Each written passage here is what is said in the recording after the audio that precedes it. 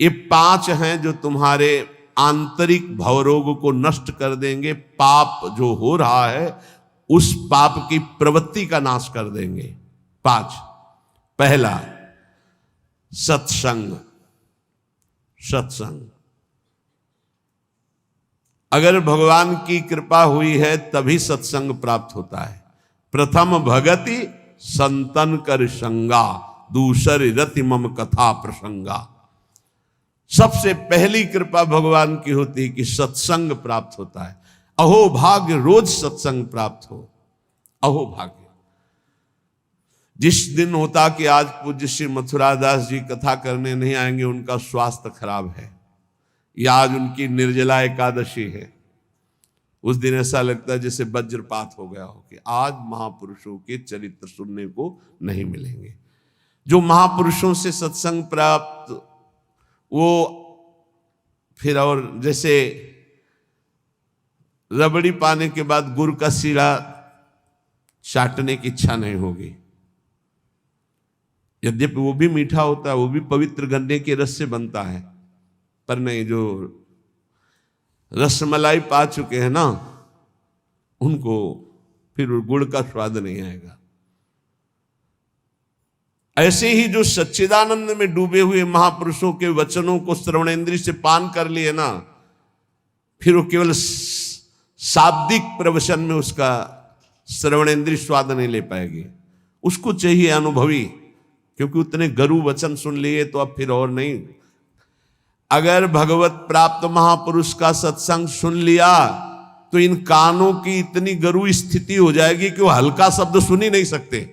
वो खुद अपने आप उनको लगे बंद करो यार। वो कान इतने बड़े व्यसनी हो चुके हैं भगवदानंद के कि बिना भगवदानंद प्राप्त हुए महापुरुष के वचन उसे अच्छे ही नहीं लगेंगे। जब द्रवै दीन दयालु राघव तो साधु संगति पाइए। पहला है आंतरिक रोगों के नाश करने का उपाय सत्संग। जिसे सत्संग मिल गया तो बड़ी भारी विजय प्राप्त करने का अवसर मिल गया। रोज सत्संग में असत विकारों के प्रति हे भाव और भगवान की प्राप्ति के लिए उत्साह पैदा होता है, रोज जो सत्संग सुनते हैं। दूसरा, पहला सत्संग, दूसरा स्वाध्याय। जो हमारे आचार्य की वाणी है, जो गुरुदेव ने आदेश किया, जिन ग्रंथों का स्वाध्याय करने के लिए उन्हीं ग्रंथों का स्वाध्याय करना चाहिए। स्वाध्याय का मतलब नहीं कि कुछ भी स्वाध्याय करो, नहीं, गुरुदेव के अनुसार शास्त्र स्वाध्याय करना चाहिए, जो गुरुदेव आदेश कर रहे हैं। जो आचार्य वाणी है, जो हमारी उपासना में हमको पुष्ट कर सकते हैं, वही स्वाध्याय करना चाहिए। तीसरा है आहार, स्वल्पाहार। सत्संग, स्वाध्याय, स्वल्पाहार। आहार का बहुत बड़ा रोल है जीवन के उत्थान में। भगवान शंकराचार्य जी ने भी साधन पंचक लिखा है, उसके एक एक शब्द का आगे श्लोक तो बहुत बड़े। वेदो नित्यम अधीयताम संगा सत्सु विधीयताम महावाक्यार्थस्य विचारिताम क्षुद्र व्याधि चिकित्सताम एकांते सुखमास्यताम। 5 बातें, इन्हीं का विस्तार वर्णन किया है। वेदो नित्य मधीयताम, नित्य शास्त्रों का स्वाध्याय होना चाहिए। संगा सत्सु विधीयताम, भगवत प्राप्त महापुरुषों का संग होना चाहिए। महावाक्यार्थस्य विचारिताम, उनके द्वारा जो बोले गए वचन हैं उनको विचार करके चिंतन के द्वारा अपनी स्थिति बनानी चाहिए।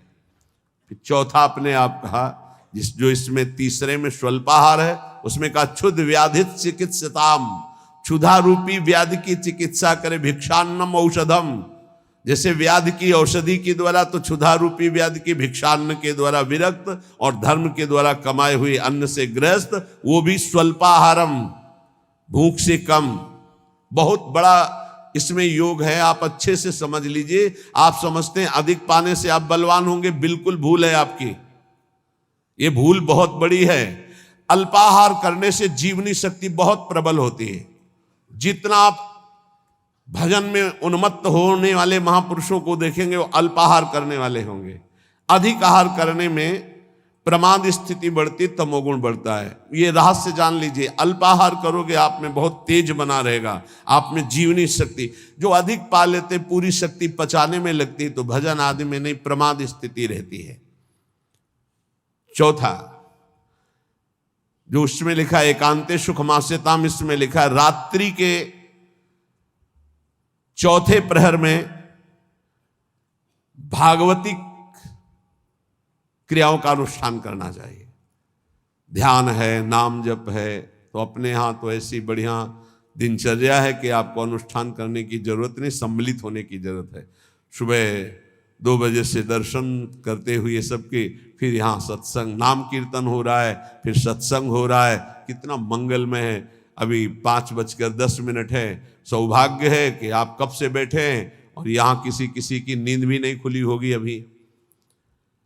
जो प्रातःकालीन बेला पर जग करके भागवती का अनुष्ठान करता है, वो आंतरिक विकारों पर विजय प्राप्त कर लेता है।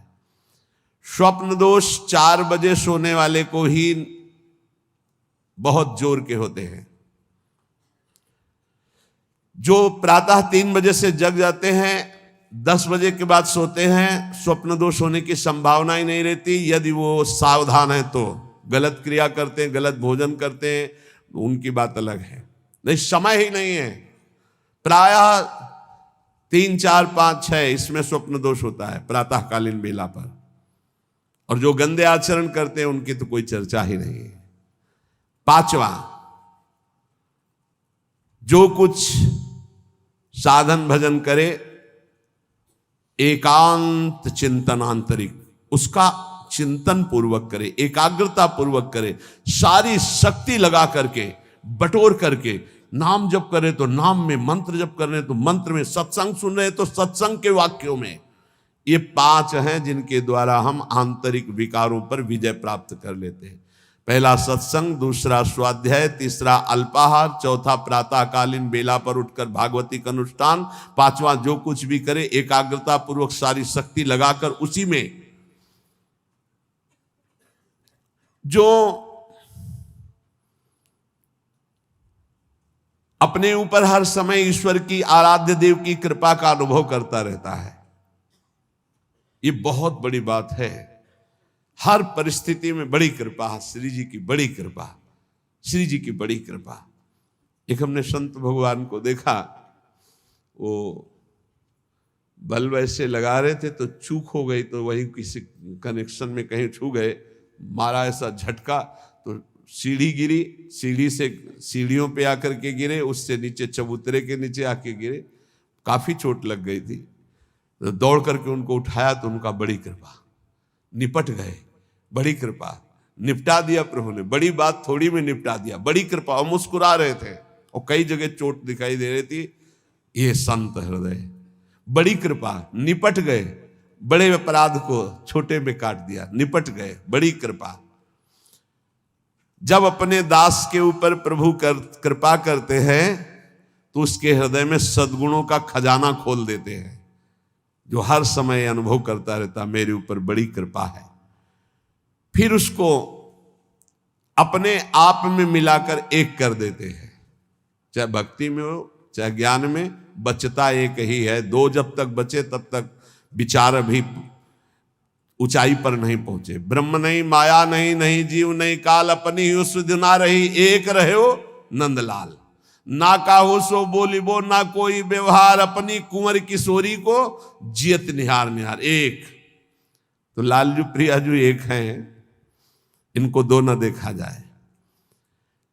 जो हर समय अपने इष्ट की कृपा का अनुभव करता रहता है तो इष्ट उसके हृदय में गुणों का खजाना खोल देता है और उसको अपने में मिला लेता है, एकता कर लेता है, अर्थात इष्टमय हो जाता है। तस्मित् तज्जने भेदा भावात्।